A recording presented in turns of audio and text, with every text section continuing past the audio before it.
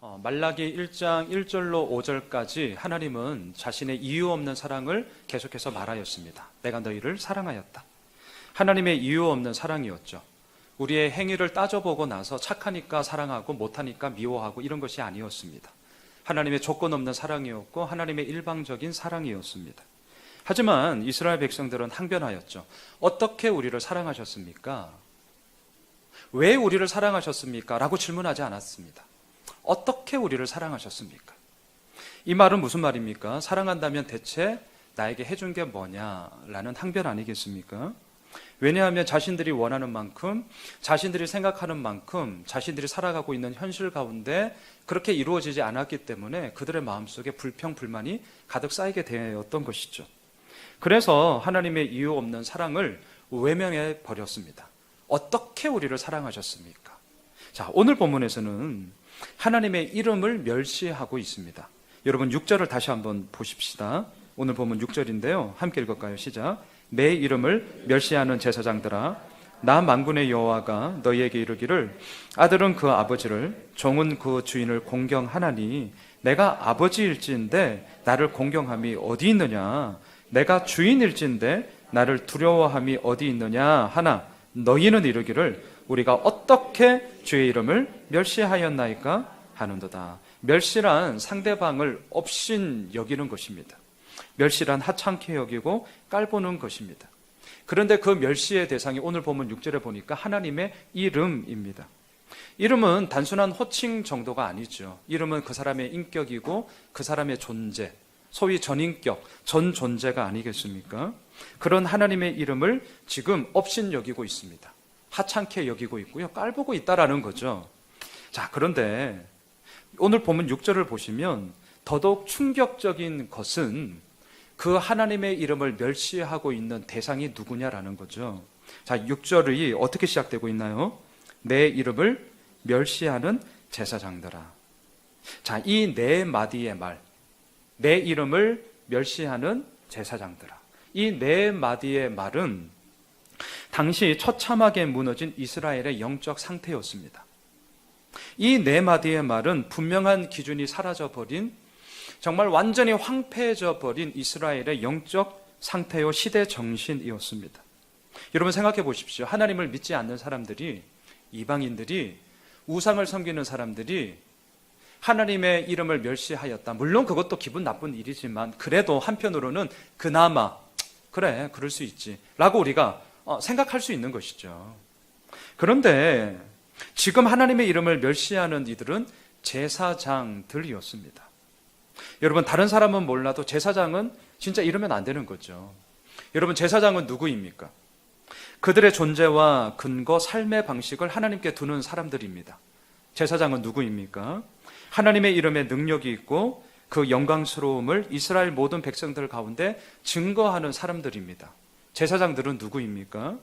이스라엘의 진짜 왕이신 하나님께 우리가 바로 서 있는가? 정치, 경제, 사회, 문화, 교육, 예술, 진짜 우리 이 모든 영역 가운데 하나님의 공의와 하나님의 정의가 온전히 펼쳐져 가고 있는가?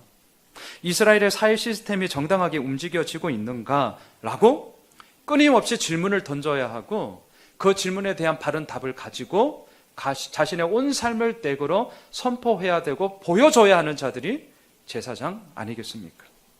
그런데 지금 제사장들은 오히려 하나님의 이름을 멸시하고 있다라는 거죠. 설령 다른 사람들은 먹고 살기에 바빠서 하나님을 외면한다고 칩시다. 그럴 수 있다라고 쳐요. 하지만 제사장들은 정말 이렇게 해서는 안 되는 것이죠. 하나님만을 붙잡아야 되고 하나님 중심의 삶을 살아야 했습니다. 그런데 그러한 제사장들이 지금 하나님의 이름을 멸시하고 있습니다. 소위 믿는 도끼에 발등을 찍혔는데 이제 완전히 제대로 찍힌 꼴이 되어 버린 것이죠. 오늘 본문을 자세히 보면 이것은 단순한 실수가 아니더라고요. 우발적인 사고도 아니었습니다. 왜냐하면 여러분 우리 한글 성경에 멸시하는 이라는 이 단어가 원어에서는 소위 현재 분사형으로 쓰여져 있더라고요. 이 말은 무슨 말이냐면 이전에도 그랬다는 거예요. 그리고 지금도 그렇다는 거예요. 그리고 조금 더 나아가서는 앞으로도 그럴 기미가 충분히 많다라고 할 때에 쓰는 그런 단어입니다. 이게 제사장들의 모습이었다는 거죠.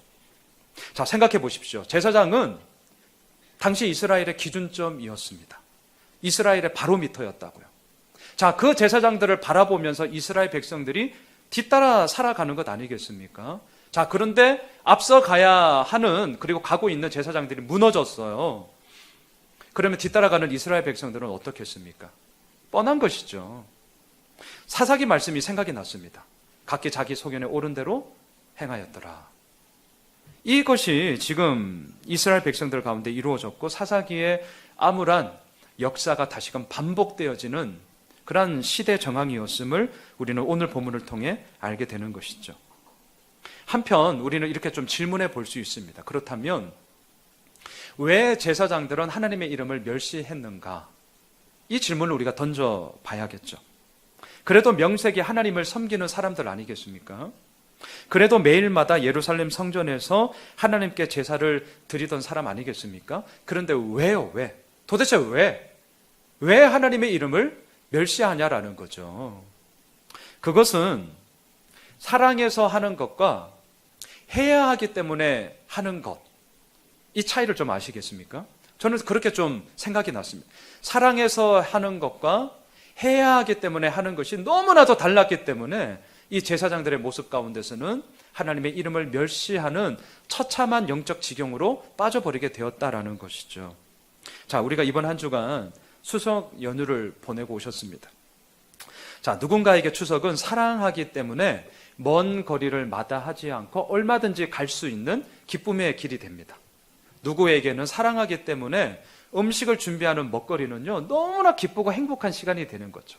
또 사랑하기 때문에 가족들과 만나고 친지들과 함께 뭐 특별히 하는 거 없어요. 물론 고수도 또 치고 뭐 그러겠지만 별로 하는 것도 없어도 그저 가족이니까 함께 있는 것만으로도 기쁘고 그냥 즐겁고 마음이 편한 것. 여러분, 이게 사랑하기 때문에 아니겠습니까? 근데 반대로 누군가에게는 해야 하기 때문에 먼 거리를, 막히는 그 도로를 가야 하는 그럴 때가 있는 거죠. 해야 하기 때문에 먹거리를 준비해야 되고요. 해야 하기 때문에 할 수 없이 자신이 하는 일들을 그저 감당하는 그런 분들도 계십니다. 여러분, 그 마음이 어떻겠습니까? 결코 기쁨, 즐거움, 행복 이런 마음들은 결코 그 마음 속에 이루어지지 않는 것이죠. 때로는 섭섭할 수 있잖아요. 한마디 때문에. 때로는 내가 이렇게까지 했는데 뭐지? 라는 본전 생각이 날 수도 있습니다. 자, 우리가 끊임없이 체크해야 될 부분이 바로 이거라고 생각을 합니다. 그 일의 동기가 뭐냐라는 거죠. 그 일의 동기가. 우리가 오늘도 함께 모여 예배하고 있습니다. 이유가 무엇입니까? 하나님을 사랑하기 때문이죠. 하나님의 그 이유 없는 사랑이 오늘도 우리를 이끄시기 때문에, 하나님의 그 조건 없는 사랑이 오늘도 우리를 숨쉬게 하기 때문에 우리는 그 하나님에 대한 사랑으로 예배를 드리고 있는 것 아니겠습니까? 그런데 이러한 예배가 누군가에게는 하나님을 사랑해서가 아니라 하나님을 사용하기 위해서 드리는 것도 됨을 우리는 주변에 종종 보게 됩니다. 여러분, 사랑과 사용, 글자로는 한자 차이밖에 없어요. 하지만 이 사랑과 사용의 그 결과는 너무나도 엄청난 차이가 날 수밖에 없다는 것을 우리는 익히 알게 되는 것입니다. 자, 지금 제사장들이 이래야 했습니다. 뭔가를 한다니까요? 안 하는 게 아닙니다. 뭔가를 하고 있어요. 하지만 이들의 마음에는 하나님을 향한 신뢰, 하나님을 향한 사랑 없었습니다. 그저 한 것입니다. 해야 하기 때문에 그저 한 것이었습니다. 자, 그러자 하나님이 지금 그러한 제사장들에게 말씀하시는 거예요. 6절 중반을 다시 한번 보십시오. 6절 중반을 보시면 아들은 그 아버지를, 종은 그 주인을 공경하나니 내가 아버지일진데 나를 공경함이 어디 있느냐? 내가 주인일진데 나를 두려워함이 어디 있느냐라고 말씀하십니다. 이 말의 핵심 요지는 뭐예요? 마땅하다는 것이죠. 아들은 아버지를 공경함이 마땅한 것이고요. 종이 주인을 공경하는 건 역시 마땅한 일이다라는 것입니다. 왜 마땅한 일입니까? 아버지로 말미암아 내가 이 땅에 태어났기 때문이죠. 아버지로 말미암아 내가 양육을 받았고, 또한 지금 이렇게 살아가고 있는 건 역시 물론 형편은 다 다르겠지만 그래도 그 부모님의 사랑과 기도로 우리가 지금까지 온 것이고 여기에 서 있는 것 아니겠습니까? 왜 주인을 공경해야 합니까? 많은 사람들 중에 나를 선택했고, 또한 내가 일할 수 있게끔 자리를 주었고, 그 일을 통해서 먹고 사는 생계뿐만이 아니라 더 나아가서는 나의 능력을 발휘할 수 있는 자아 실현의 장까지 토대를 만들어준 사람이 주인이기 때문이죠. 고로 이 말을 하는 하나님의 그 마음은 무엇입니까? 하나님의 자녀된 너희들이 아버지 된 나를 공경하는 것이 마땅치 않으냐? 주인 된 나를 너희들이 마땅히 공경해야 되는 것 아니냐? 라고 우리들에게 지금 묻고 있는 것 아니겠습니까? 하나님은 제사장들에게 지금 말씀하셨습니다. 내가 아버지다. 내가 아버지다. 그런데 이 제사장들은 그 아버지를 공경하지 않았습니다. 저는 말씀을 준비하면서 왜 공경하지 않았을까라는 이 질문에 이렇게 좀 답을 내려봤습니다. 하나님을 마치 엮이는 가정의 아버지로 이 제사장들은 보았기 때문이다. 이런 생각을 해보았습니다. 아버지가 남보다 더 못한 사람이 된 거죠. 예를 들어서 매일 술을 먹습니다. 술만 먹으면 온 가정이 난리가 납니다. 그러한 가정에서 자란 자녀들이라면 어떤 마음이 들겠습니까? 차라리 저런 아버지가 있는 것보다는 없는 게 낫겠다. 뭐 이런 생각을 충분히 할 수 있는 여지가 있는 것이죠. 그리고 그런 환경에서 자란 자녀들이라면 아버지라는 그 말에 대해서 결코 좋은 마음을 들 수도 없고 들지도 않는 것이죠. 마치 이런 것처럼 지금 제사장들은 하나님을 아버지로 보긴 보았는데 정말 엉망진창인 그러한 아버지로 보고 있었다라는 것이죠. 그러니 어찌 공경할 수 있겠습니까? 하나님은 오늘 말씀에서 내가 주인이다 라고 말씀하십니다. 내가 주인이다. 하지만 제사장들은 하나님을 주인으로 보지 않았습니다. 마치 뭐로 봤냐면 악덕 기업의 사장으로 본 것 같아요. 여러분, 악덕 기업의 사장 어떤 이미지가 떠오르십니까? 제일 먼저 떠오르는 이미지는 이제 돈이죠. 돈. 매출액이 얼마인지, 순이익이 얼마인지. 그리고 또 뭐가 있겠습니까? 사원들을 이렇게 보지만 마치 하나의 부속품처럼 여기는 것 아니겠습니까? 왜? 다른 부속품들이 많으니까. 너 싫어? 그럼 너 나가. 줄 서 있어. 뭐 이런 식으로 사람들을 대하다 보면 어찌 그것 가운데 존경, 공의, 사랑이 이루어져 있겠습니까? 사원들도 마찬가지죠. 겉으로는 글쎄요, 뭐 존경한다고 두려워한다라고 얘기는 할지 모르겠습니다. 하지만 그 마음 가운데는 결코 존경함이 들 수가 없는 거죠. 아마 좋은 일자리 있으면 당장 짐 싸서 가지 않겠습니까? 자, 지금 제사장들이 딱 이러했다는 거예요. 내가 아버지다, 내가 주인이다. 하나님은 계속해서 그 말씀을 하시는데 문제는 제사장들이 그 하나님 아버지를, 그 주인이신 하나님을 온전히 바라보지 못함으로 말미암아 공경하지 못하게 되었고 다른 그들의 삶의 이야기로 펼쳐져 나아가고 있음을 보게 됩니다. 자신들에게 해준 것은 집불도 없으면서 웬 생색내기냐, 마치 이런 식인 거죠. 마지못해 했습니다. 한다고는 했지만 제대로 하지 않았습니다. 자, 오늘 본문 7절을 보십시오. 오늘 본문 7절 함께 읽도록 하겠습니다. 시작. 너희가 더러운 떡을 나의 제단에 드리고도 말하기를 우리가 어떻게 주를 더럽게 하였나이까 하는도다. 이는 너희가 여호와의 식탁은 경멸히 여길 것이라 말하기 때문이라. 제사장들이 드려야 했던 떡은 거룩한 떡이어야 했습니다. 그런데 오늘 7절에 보면 너희가 더러운 떡을 나의 제단에 드렸다라고 얘기하고 있습니다. 자, 이 거룩한 떡은 그럼 도대체 어디로 간 것입니까? 여기서 말하는 떡은 진설병입니다.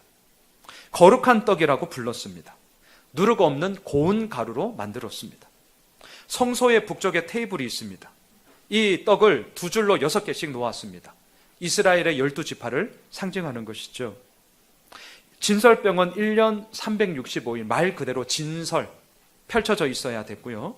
그리고 안식일마다 제사장이 그 성소에 들어가서 묵은 떡은 교체했습니다. 그리고 그 자리에서 제사장이 그 묵은 떡을 먹었던 것이죠. 이게 하나님의 법입니다. 그런데 지금 제사장들이 떡을 드리긴 드렸는데 하나님이 보시기에 그것은 진설병, 거룩한 떡이 아니라 더러운 떡이었다라는 것이죠. 자, 우리는 물어야 됩니다. 왜 더러운 떡이냐? 유치하게 곰팡이가 나서 뭐 썩어서 위생적이지 못해서 그런 것 아니죠. 왜 더러운 떡입니까? 하나님이 정하신 법도를 따르지 않았기 때문입니다. 왜 더러운 떡입니까? 마음에 전혀 동의가 없었음에도 불구하고 그저 해야 했기 때문에 마지못해서 했던 그런 떡이기 때문입니다. 무엇인가 더 할 생각도 없고요. 형식적으로나마 그냥 한 것입니다. 자신들의 편리대로 자기 마음 내키는 대로 그저 했던 것이죠. 겉으로 보기에는 그럴싸합니다. 뭐 별달리 다를 것 없습니다. 하지만 하나님의 시선에서 하나님이 보시기에는 이것은 거룩한 떡이 아니라 더러운 떡이었던 것이죠. 하나님을 향한 사랑이 없어요. 하나님을 향한 신뢰가 없습니다. 하나님만이 내 삶의 중심입니다. 하나님만이 내 삶의 모든 것입니다. 라는 진정한 고백이 그 떡 가운데는 없었기 때문입니다. 그런데 더러운 떡만이 아니라 여러분 8절을 보십시오. 8절을 보면 이들의 모습이 너무나도 적나라하게 기록되어지고 있습니다. 8절을 함께 읽겠습니다. 시작. 만군의 여호와가 이르노라 너희가 눈먼 희생 제물을 바치는 것이 어찌 악하지 아니하며 저는 것 병든 것을 드리는 것이 어찌 악하지 아니하냐. 이제 그것을 너희 총독에게 드려보라. 그가 너를 기뻐하겠으며 너를 받아 주겠느냐. 여러분, 하나님께 드리는 제물은 소도 될 수 있고 양도 될 수 있습니다. 염소도 될 수 있고요. 정말 없는 사람은 비둘기? 네, 드릴 수 있습니다. 중요한 것은 뭐냐면 소냐 양이냐 염소냐 비둘기냐. 사람은 그 제물의 크기를 보면서 네, 좀 다르게 볼 수 있죠.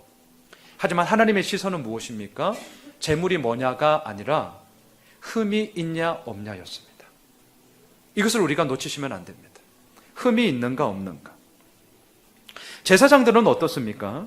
이스라엘 백성이라면 누구나 다 아는 사실, 흠 없는 것을 드려야 된다 라는 것을 알매도 불구하고 오히려 제사장들이 눈먼 것, 저는 것, 병든 것을 지금 드리고 있습니다.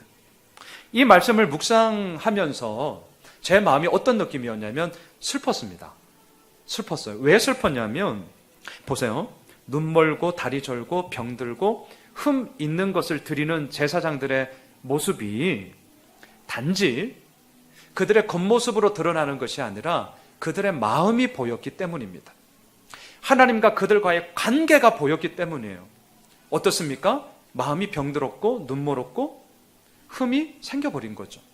하나님과의 관계에서 생명의 관계로서 하나님과 역동적으로 일어나는 그 스토리 가운데 기뻐하고 즐거움의 관계가 아니라 오히려 눈 멀고 병들고 흠 있는 그로 말미암아 어찌 악하지 아니하냐라는 이 말을 들어야만 하는 그들의 삶의 형편, 그들의 삶의 정신, 그들의 그 마음이 보였기 때문에 정말 슬펐습니다. 그런데요, 더더욱 마음이 슬프고 진짜 좀 거시기 했던 게 있었어요. 그게 뭐냐면 여러분 8절 후반절을 보십시오. 이제 그것을 너희 총독에게 드려보라. 그가 너를 기뻐하겠으며 너를 받아 주겠느냐 라는 이 구절이었습니다. 당장 나에게 뭔가를 해줄 수 있는 사람에게는 어떻게 하겠습니까? 눈먼 것, 병든 것, 흠 있는 것 드리지 않는다는 거죠. 그런 걸 드려봤자 안 받아주죠. 오히려 주면 안 되죠. 오히려 주면 욕먹으니까.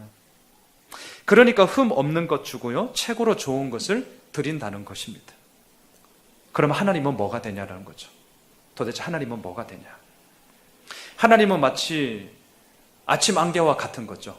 없다라고 하기에는 그렇게 말할 수 없고, 있다라고 말을 하기에는 내 신앙의 온전한 힘과 능력이 이루어지지 않고, 하지만 당장 나에게 뭔가를 해줄 수 있는 눈에 보이는 총독에게는 좋은 것, 최대한 너무나 많은 것들을 해주고자 하는 그들의 마음이 보이는 것입니다. 말씀을 준비하면서 들었던 생각이 있어요. 제가 아주 유치한 예인데요. 유치한 예인데 한 4, 5년 전의 일이었습니다. 담임 목사님이랑 신방을 갔어요. 대화를 나누고 이렇게 예배를 드렸습니다. 준비해 준 다가도 맛있게 먹었어요. 그리고 이제 헤어지는데 이제 선물을 주셨어요. 선물을. 어떤 거는 크고 어떤 건 이제 작고. 자, 이제 두 놈이 딱 있는데 담임 목사님한테는 이제 큰 거 주고 작은 건 이제 저한테 주더라고요. 아니, 감사하죠. 고맙죠. 근데 안 감사했어요. 돌아가는데 안 감사하더라고요. 왜냐하면 선물 크기가 달라서. 내가 전화해 보려고 했어요. 목사님 뭐 받았어요? 이렇게. 자, 제가 말씀드리고 하자는 포인트는 이거예요. 이거. 지금 나의 현실에 뭔가를 해줄 수 있는 사람이다 라고 생각이 들면 우리가 굳이 그것에 대해서 묻지 않아도 그 사람의 행동을 보면 안다라는 거죠. 지금 제사장들은 하나님께 뭘 바치고 있습니까? 눈먼 것 바치고 있죠. 병든 것 바치고 있습니다. 저는 것, 그리고 흠 있는 것을 바치고 있습니다. 지금 하나님을 도대체 뭘로 보고 있냐라는 것이죠. 한낱 지방을 다스리는 총독보다도 더 못한 분으로 취급하고 있는 것입니다. 자, 이뿐만이 아닙니다. 13절을 보시죠. 저 뒤쪽으로 넘어가셔서 오늘 보면 13절을 함께 읽읍시다. 자, 함께 읽겠습니다. 시작. 만군의 여호와가 이르노라 너희가 또 말하기를 이 일이 얼마나 번거로운고 하며 코웃음 치고 훔친 물건과 저는 것, 병든 것을 가져왔느니라. 너희가 이같이 봉헌물을 가져오니 내가 그것을 너희 손에서 받겠느냐? 이는 여호와의 말이니라. 제사장들은 매일 하루도 빠짐없이 제사를 드려야 했습니다. 뿐만 아니라 절기 때에도 제사를 드려야 했습니다. 하나님은 이걸 하라고 제사장들을 세워놓은 거죠. 그렇기 때문에 이들은 이것을 당연히 해야 했습니다. 근데 제사장들이 어떻게 하고 있습니까? 오늘 13절에 보면 번거롭게 여기고 있습니다. 제가 원어 성경을 보니까 우리말 성경에는 이 단어를 빼놓았더라고요. 그 단어가 뭐냐면 보라라는 뜻의 힘내라는 히브리어였습니다. 자, 제가 이 단어를 넣어서 한번 읽어볼게요. 한번 보십시오. 만군의 여호와가 이르노라 너희가 또 말하기를 보라 이 일이 얼마나 번거로운고 하며, 그러면서 뒷구절이 같거든요. 자, 저를 보세요. 보라 이 말은, 자, 지금부터 내가 이제 엄청나게 중요한 얘기를 할 거다. 너희들 내 말 똑똑히 들어야 돼 라는 말이 보라, 힘내라는 단어의 뜻이에요. 자, 그러면 지금 이 제사장들이 똑똑히 내 말 들어, 잘 들어야 돼 라고 하면서 첫 번째로 한 말이 무엇입니까? 오늘 13절에 보면 번거롭다 였습니다. 아니, 생각해 보세요. 이게 무슨 중요한 말입니까? 아니, 제사장들은 이거 하라고 세워놓은 사람들이잖아요. 이게 어떻게 중요한 일이 되겠습니까? 보라라는 말을 쓰면 안 되는 거예요. 굳이 쓴다면 보지 마라 이렇게 해야겠죠. 이거는 해서도 안 되는 말이고 들어서도 안 되는 말인 것이죠. 그럼에도 불구하고 지금 제사장들의 이 시대 정신과 하나님을 향한 믿음의 그 가치관은 완전히 다 황폐해져 버렸고 무너져 버렸습니다. 그래서 말하고 있습니다. 번거롭다, 귀찮다는 겁니다. 이걸 왜 해야 되냐는 거죠. 짜증나고 거추장스럽다는 것입니다. 더욱이 번거롭다 말하고 난 이후에 반응을 한번 보세요. 13절에 그 다음에 뭐죠? 코웃음을 칩니다. 굳이 부연 설명하지 않아도 되겠죠. 하나님께 드리는 제사, 하나님께 드리는 예배가 아무런 가치가 없다라는 것을 이들의 행동을 통하여서 지금 보여주고 있는 것이죠. 그러니까 어떻습니까? 훔친 물건, 저는 것, 병든 것을 하나님께 가져왔다. 이것밖에 될 수 없는 것이죠. 우리말 성경에 훔치다라는 이 말은 원어를 보면 사실은 훔치다, 어떤 뉘앙스예요? 도둑놈이 몰래 이렇게 훔쳐오다 이런 뉘앙스죠. 근데 사실은 그렇지 않습니다. 강탈하다요. 그래서 굳이 번역을 하면 훔친 물건이 아니라 강탈한 물건 이렇게 번역하는 게 더 맞습니다. 제사장들은 힘이 있었거든요. 사회 지도층입니다. 리더십이에요. 제사장들이 바보들 아닙니다. 그들은 강탈하였습니다. 자기들이 가지고 있는 것을 바쳐야 함에도 불구하고 오히려 남의 것을 강탈하여서 그것도 그나마 온전히 드리지도 않고 지들 멋대로 그나마 드리고 있었다라는 것이죠. 자신이 가지고 있는 힘을 자기의 부당한 이익을 채우는 데에 사용할 뿐이었습니다. 자, 이게 말라기의 상황입니다. 이게 오늘 본문에서 우리가 보고 있는 처참한 이스라엘 백성들의 영적인 상황이었습니다. 오늘 하나님께서는요, 본문을 보면 3번 반복해서 하시는 말씀이 있습니다. 여러분 8절 마지막을 보십시오. 8절 마지막을 보시면 제가 읽겠습니다. 그가 너를 기뻐하겠으며 너를 받아주겠느냐. 자, 9절 마지막을 보세요. 내가 너희 중 하나인들 받겠느냐. 그리고 13절 마지막 부분을 보시면 내가 그것을 너희 손에서 받겠느냐. 질문하겠습니다. 받겠습니까? 안 받겠습니까? 네, 받아서는 안 되는 것이죠. 만약에 이것을 받게 되면 이스라엘 백성들은 정말 죽습니다. 왜? 이렇게 해도 되나 보다. 그 생각을 가지기 때문이죠. 하나님은 받지도 않을 뿐만 아니라 받아서도 안 되는 것이죠. 받지 않는 것이, 거절하는 것이 상대를 향한 사랑의 또 다른 방법임을 우리는 이 본문을 통해 알 수 있는 것입니다. 자, 그러면서 하나님의 이름을 멸시하는 제사장들에게 오늘 본문을 보시면 하나님이 자신의 이름을 의도적으로 무려 7번 반복하십니다. 자, 이게 우리가 이제 좀 붙잡아야 할 본문의 포인트인데요. 오늘 본문 말라기 1장 6절에서 14절을 보면 만군의 여호와가 이르노다 라는 이 구절이 7번 반복됩니다. 6절을 보십시오. 내 이름을 멸시하는 제사장들아, 나 만군의 여호와가 너희에게 이르기를. 자, 8절을 보세요. 만군의 여호와가 이르노라. 9절도 보세요. 만군의 여호와가 이르노라. 자, 이런 식으로 10절, 11절, 13절의 시작 역시 만군의 여호와가 이르노라입니다. 그리고 마지막 14절을 보세요. 마지막 부분을 보시면 만군의 여호와의 말이니라. 자, 여러분, 반복한다는 것은 중요하다는 거죠. 중요하다는 것은 그것을 허투루 넘기지 말라는 것이죠. 지금 왜 하나님은 의도적으로 만군의 여호와가 이르노라 무려 7번이나 거듭 계속 말씀하세요. 왜 이렇게 하십니까? 제사장들이 그 하나님의 이름을 멸시하였기 때문입니다. 7번이나 거듭 말하면서 지금 하나님은 이 멸시하고 있는 제사장들에게 얘기하는 거죠. 야, 너희들 똑똑히 봐라. 내 이름이 어떠한 의미가 있고 내 이름이 도대체 너희들 삶 가운데 무슨 힘을 주는지 너희들 똑똑히 봐. 이 얘기예요. 성경을 보면 하나님의 이름이 많지 않습니까? 여호와 이레, 준비하시는 하나님, 여호와 샬롬, 평화의 하나님, 여호와 니시, 승리의 깃발을 휘날리며 전쟁에서 승리를 주시는 하나님, 여호와 라파, 치유하시는 하나님. 이러한 이름들은 각각의 다 정황이 있지 않습니까? 예를 들어서 창세기 22장, 아브라함이 아들 이삭을 바칠 때에 여호와 이레 하나님이 나타나시죠. 순양을 대신 준비하셔서 예비하시는 하나님, 준비하시는 하나님의 모습으로 그 이름이 이루어진 것 아니겠습니까? 자, 그러면 오늘 본문에서 하나님이 의도적으로 사용하고 계시는 만군의 여호와, 이 이름도 정황이 있어요. 두 가지와 관련이 되어 있습니다. 첫째, 언약이에요. 두 번째, 전쟁입니다. 자, 여러분, 만군의 여호와 이 말이 성경에서 어디에 처음 등장하냐면 사무엘상 1장 3절입니다. 자, 앞에 스크린을 한번 보시죠. 같이 읽도록 합시다. 함께 읽겠습니다. 시작.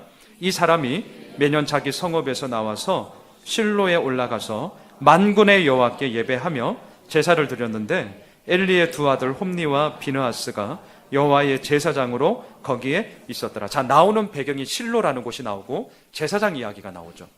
실로는 당시 이스라엘의 언약궤가 있었던 이스라엘의 중심지였어요. 자, 지금 언약이라는 말과 연관이 있다는 것을 제가 성경 말씀을 통해 보고 있는 것입니다. 자, 두 번째로 성경에서 만군의 여호와라는 이름이 두 번째로 등장하는 곳이 사무엘상 1장 11절에 한나의 기도에서 나옵니다. 계속해서 스크린을 보시고 함께 읽겠습니다. 시작. 서원하여 이르되 만군의 여호와여, 만일 주의 여종의 고통을 돌보시고 나를 기억하사 주의 여종을 잊지 아니하시고 주의 여종에게 아들을 주시면 내가 그의 평생에 그를 여호와께 드리고 삭도를 그의 머리에 대지 아니하겠나이다. 한나가 아들을 달라고 서원 기도를 하면서 하나님의 이름을 만군의 여호와여 라고 부르고 있습니다. 이 의미를 놓치시면 안 돼요. 왜냐하면 약속을 하시고 그 약속하신 것을 반드시 지키시는 언약의 하나님이 만군의 여호와이시기 때문에 그렇습니다. 아울러서 이 만군의 여호와는 전쟁과도 연관이 되어져 있습니다.